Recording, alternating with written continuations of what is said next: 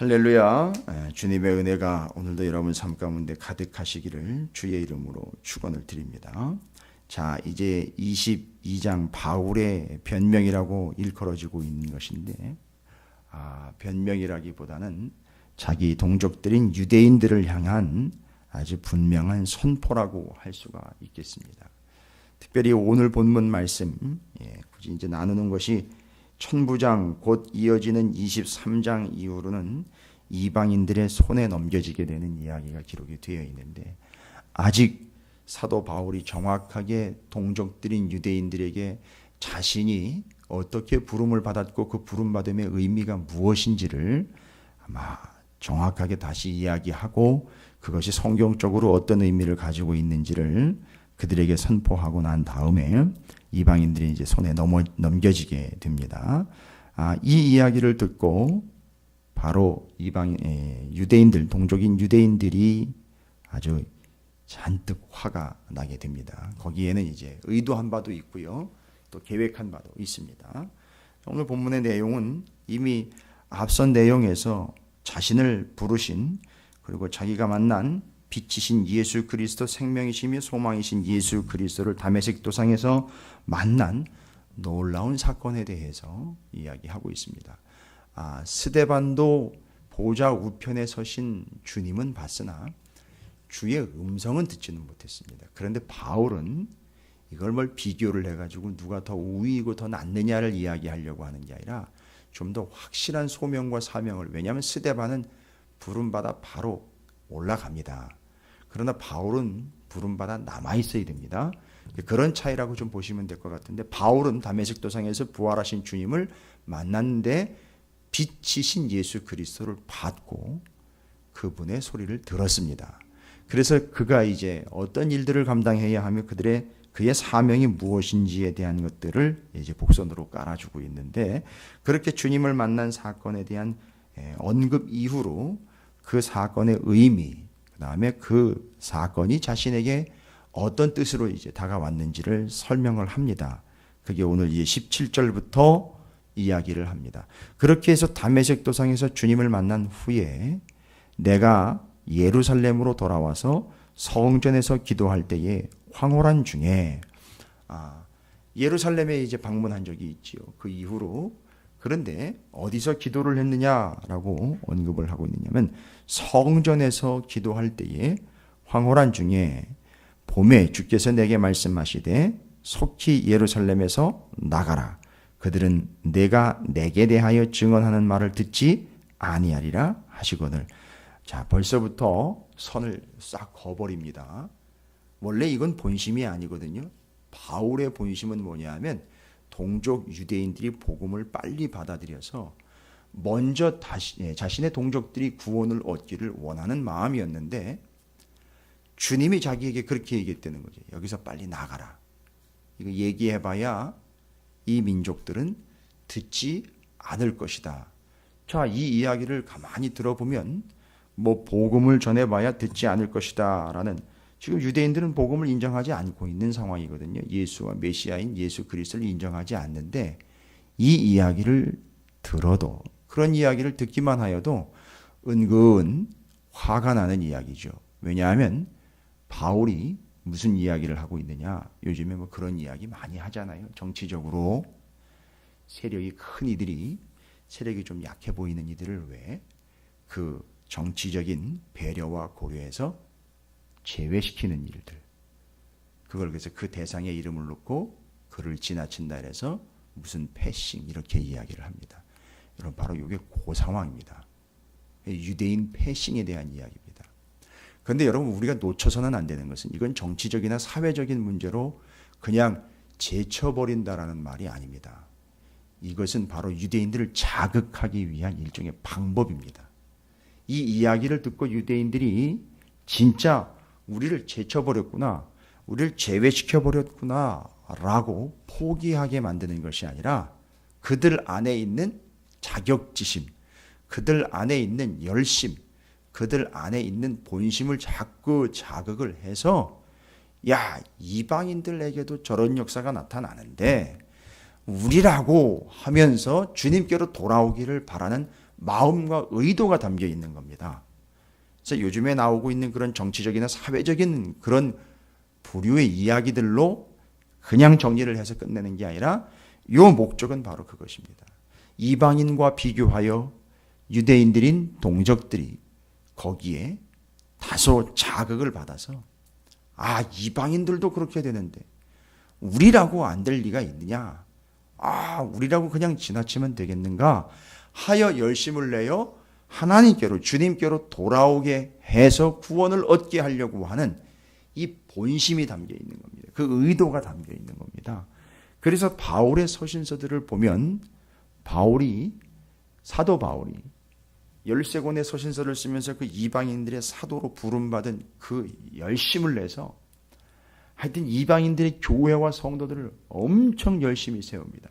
여러분들이 기억하시는 바는 선교 여행을 다니는 지역마다 먼저 회당에 들어갑니다. 물론 그건 거점입니다.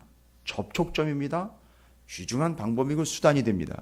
그다음 먼저 회당에 들어가 동족들에게 복음을 전하고 중요한 건 뭐냐? 그들이 받아들이지 않으면 맛이 미련이 없다라는 듯 왜요? 아쉬움은 있죠. 그러나 바로 다른 곳으로 가서 복음을 전해버립니다. 이방인들에게로 바로 들어가 버립니다. 그 이유가 뭐냐? 그들이 좀 보고 좀 뭐랄까요? 자극을 받아서 우리도 여기서 제외되면 안 되지라는 마음. 그래서 바울이 전체적으로 바울의 신학과 신앙을 좀 살펴보면 전체적인 겁니다. 바울이 그렇게 열심히 이방인들에게 복음을 전하면서 땅끝까지 복음을 전하려고 했던 이유는 뭐냐? 바로 그런 겁니다. 이방인들의 숫자가 가득 차서 그 복음과 생명이 넘쳐나는 순간 그 넘쳐나는 생명과 복음이 동족인 유대인들에게도 차고 넘치고 들어올 수 있도록 이게 그의 의도한 바였습니다. 유대인들은 그러나 그런 의도를 이해할 리가 없죠. 그들 앞에서 바로 이런 식의 표현을 해야 되니까 유대인들은 오해를 합니다. 저 배신자, 우리를 버리고 유대교를 버리고 율법을 버리고 이방인에게로 돌아가 버린 배신자, 이런 식의 개념으로 받아들이는 겁니다. 어찌되었든 그들이 그런 오해 속에서도 자신들의 자격지심이 작동을 하면서 예수께로 돌아와 그 생명의 복음을 받고 구원을 얻는 자가 되도록 하기 위한 그의 마음의 열정과 믿음과 그 계획들은 처음부터 끝까지 변함이 없었습니다. 그래서 이 표현 하나하나가 바로 그런 의도를 담고 있다는 것을 여러분께서도 이제 보실 수 있어야 되겠습니다. 그런데 지금 성전에서 기도할 때라는 이야기가 또 중요합니다. 성전에서 기도할 때에 그 기도 중에 응답이 옵니다. 환상입니다. 황홀한 중에라는 표현을 하고 있습니다만 응답이 오는데 어떤 응답이 왔느냐?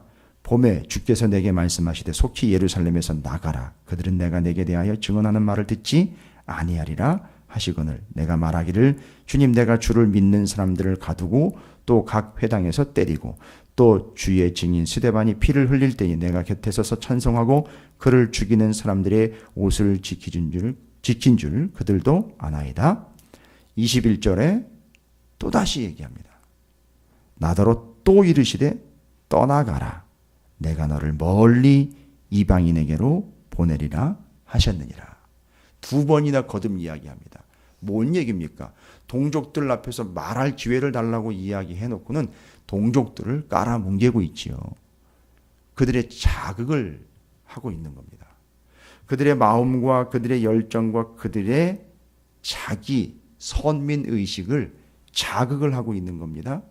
그런데 본인이 어떤 소명을 받았느냐 하면 이방인에게로 보냄받은 이방인 선교를 여기서 어디서 분명히 본인이 이방인 선교를 명받았고 소명을 받았느냐 바로 성전에서 소명을 받았습니다. 그리고 여기서 나가라는 얘기였었어요. 자, 이건 놀라운 것입니다. 성전에서 소명을 받았다. 이방인을 위한 소명. 유대인들이 가장 핵심적인 꽃이요 가장 아름답게 여러분 에스겔서 24장에 보면 앞으로 우리가 이제 주일날 살펴보겠지만 에스겔의 아내가 죽습니다. 근데 본문에 다른 데서는 에스겔의 아내가 소개가 안 됐는데 거기서만 에스겔의 아내가 소개가 되는데 너무너무 사랑스러운 아내다라고 표현이 되고 있어요. 호세아서의 고멜과는 좀 다른 부류입니다. 그런데 바로 그 에스겔의 아내가 다음날 죽는다라는 청천벽력의 소식을 듣습니다. 에스겔이 그것 때문에 슬퍼할 수도 없고 애통하지도 말라고 이야기를 해요. 너무너무 사랑하는 아내가 죽었는데 그거에 대한 애통과 비통도 표현하지 못하는 이런. 그러면 하나님은 에스겔의 삶에서 아내를 뺏어가면서 말하려고 하는 게 뭐냐면 그렇게 사랑스럽고 애지중지했던 아내를 빼앗아 가듯 내가 너희에게 너희의 사랑스럽고 너무너무나 아끼고 애지중지하는 성전 곧 예루살렘을 뺏어가겠다라는 걸 그렇게 얘기를 한 거거든요. 그러니까 이 성전이라는 게 얼마나 그들에게 삶이요? 아니, 그들의 인생의 중심인 겁니다. 그런데 사도 바울이 이방인의 사도로 부름받은 데가 어디냐 하면 소명을 다시 확인하여 소명을 받은 게 성전이라는 겁니다. 그러면 이거는 솔직히 말하면 유대인들인 동족들인 그들도 어떻게 반박을 할 수가 없는 이야기가 되어버리는 겁니다. 사도 바울의 소명은 어디서 다시 한번 확인이 되느냐? 성전에서 하나님에 의하여 이방인의 사도로 부름받았다라는 것을 쐐기를 박아버리는 겁니다. 자, 그러면 이 성전 소명을 무엇과 연결을 해야 완벽하게 이방인 선교가 정확한 하나님의 뜻이다라는 것을 이해할 수 있겠죠? 잘 보십시오. 성전으로 이방인의 사도로 보냄받게 될 사도 바울을 불러들이십니다. 그래서 성전에서 하나님이 직접 내가 너를 여기서 이제 내보낸다. 이방인들에게로 내보낸다. 바깥으로 나아가 복음을 전해 그들을 구원해내라 라고 보내십니다. 내보내십니다. 그런데 구약 성경에 보면 이 이방인들도 구원의 대상이다라는 것을 성전과 관련되어서 가장 확실하게 선포한 내용이 있습니다. 여러분 잘 아시다시피 성전을 봉헌하고 난 다음에 솔로몬의 봉헌 기도가 바로 그 내용입니다.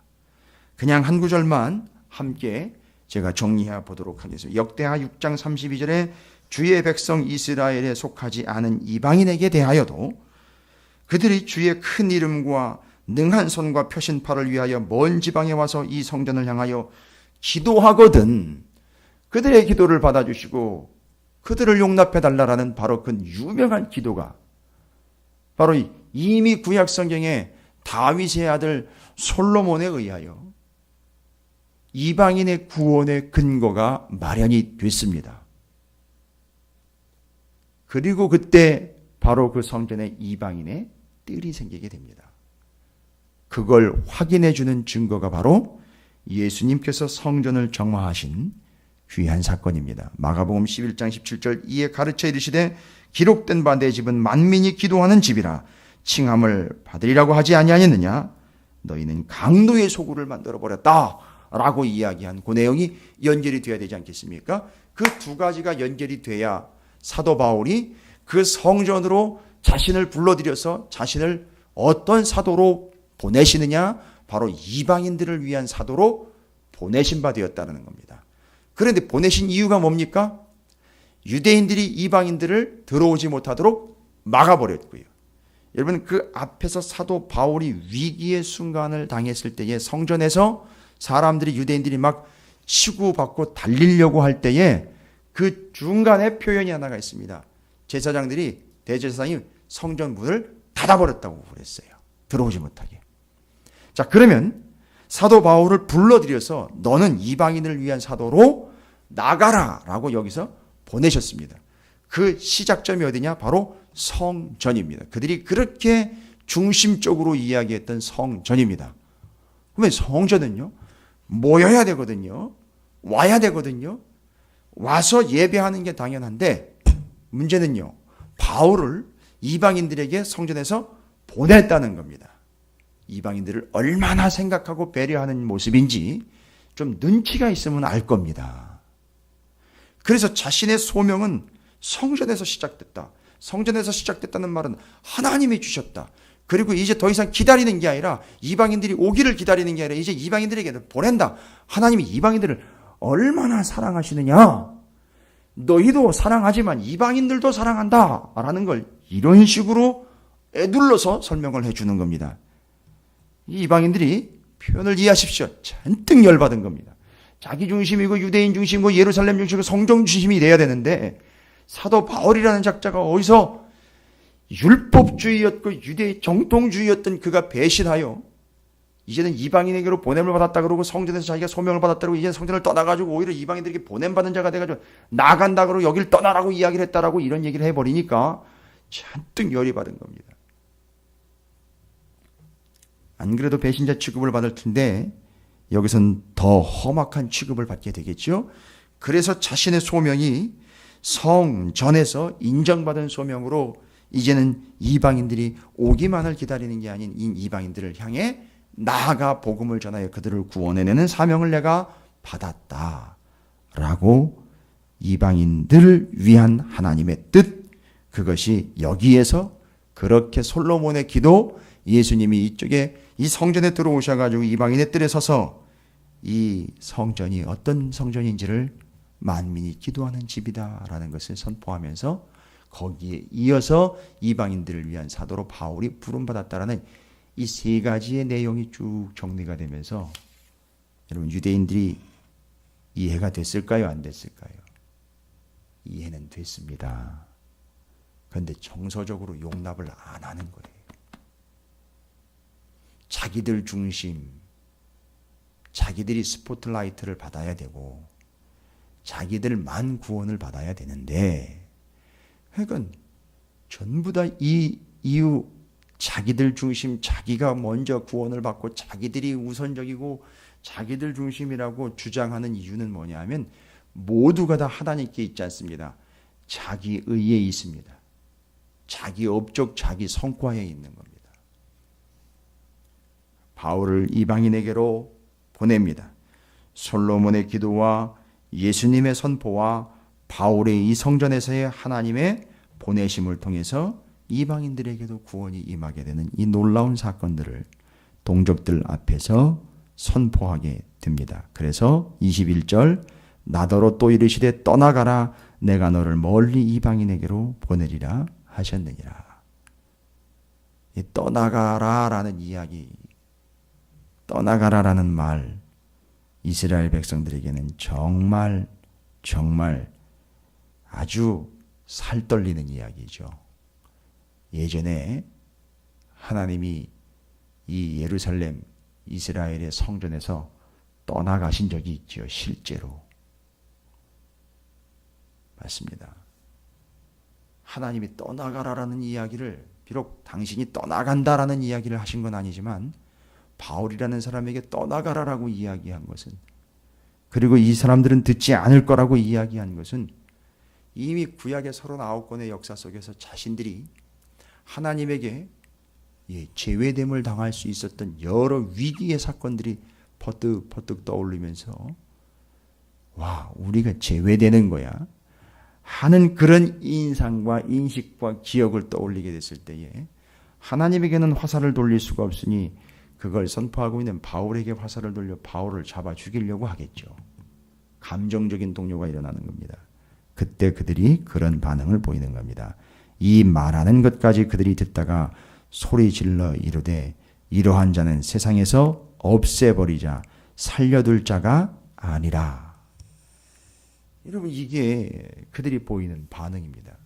그러나 어찌되었든 사도 바울은 자신이 이방인의 사도로 부름받은 이 성전에서의 소명과 부르심 사건을 통해서 쐐기를 받고 그 선포한 내용의 의미 두 가지로 확인할 수 있습니다. 그들이 그렇게 중심, 그렇게 핵심으로 보고 있는 성전에서 하나님이 인정하셨다는 거고요. 두 번째, 그들이 듣지 아니하여 이방인에게로 복음이 들어가 유대인들을 버리시는 게 아니라 이방인들에게 복음이 충만하게 들어가 그 복음이 넘쳐남으로 유대인에게로 흘러 들어와 그들이 역시 떠오르는 존재, 생명의 복음으로 노아의 방주가 물 위로 떠올라 구원을 얻는 것처럼 바로 그런 구조와 내용을 이해하는 겁니다. 여러분 이런 내용들을 이해하시면 좋을 것 같습니다. 맞습니다. 원래는 그 복음과 구원이라는 큰 단지 안에 유대라는 큰 항아리가 그냥 담겨버려야 되는데 이게 담기지 않은 채 복음을 담아내지 못하는 결과가 나왔으니 아예 주변을 싹 복음으로 넘치게 하여 그 유대라는 항아리로 그 복음이 차고 들어갈 수 있도록 이제는 전 세계를 복음화하여 유대인들에게도 넘쳐 그들이 그 복음으로 인하여 들어 올려지게 되는, 떠오르게 되는 그러한 구조로 바울은 명확하게 자신의 소명을 이해했고 그래서 더 열심히 복음을 전한 이유가 되는 겁니다. 그러나 유대인들은 그 뜻을 이해하지 못하고 이렇게 오해하면서 바울을 대적하고 있는 모습입니다. 어찌되었든 하나님은 유대인이든 이방이든 공개적으로 모두가 다 구원받기를 원하여 사도 바울을 이방인의 사도로 그렇게 보내셨으며 이를 통하여 유대인까지도 구원을 얻게 하시기 위한 깊은 뜻이 담겨 있었다라는 사실 잊지 마시고 바로 오늘날 그 전도자요 생명의 복음을 전하는 복음 전도자로 부름받은 우리가 사도 바울의 입장과 그 소명의식들과 그 배경들과 사건들을 잘 이해하시면 여러분의 삶의 주위에 우리의 삶의 주변에 이 복음이 전파되어 구원을 얻되 내 가족과 가족이 아닌 이들이 구원을 얻는 이런 문제들에 있어서 바로 이런 구조와 틀이 아마 여러분에게는 큰 도움이 될 줄로 믿습니다. 잊지 마십시오. 바로 이 구조를 통해서 바울이 이방인의 선교로 부름받은 이유와 결국은 유대인들까지도 구원하시기 위한 하나님의 뜻이 있었다라는 것 잊지 마시고 우리 모두는 그렇게 부름받은 자들이라는 사실을 잊지 마셔 바울과 같이 생명의 복음을 전하는 귀한 사명을 오늘도 감당하시기를 주의 이름으로 축원을 드립니다. 함께 오늘 말씀을 기억하시면서 내가 누구에게로 보냄을 받았느냐라고 따지는 것이 아니라 결국은 모두가 구원을 받기 위한 하나님의 뜻입니다. 그러나 여러분 어떤 순서를 우리가 정하는 게 아니라 우리가 맞닥뜨려진 상황에서 그 복음에 충성을 다하십시오. 그것이 충만히 넘쳐났을 때에 아마 여러분께서 마음 두고 있는 바로 거기까지 복음이 넘쳐나게 될 줄로 믿습니다. 오늘도 우리는 그 생명 감당하겠습니다. 그 사명 감당하겠습니다. 주의 이름을 크게 한번 부르시고 통성으로 기도하겠습니다.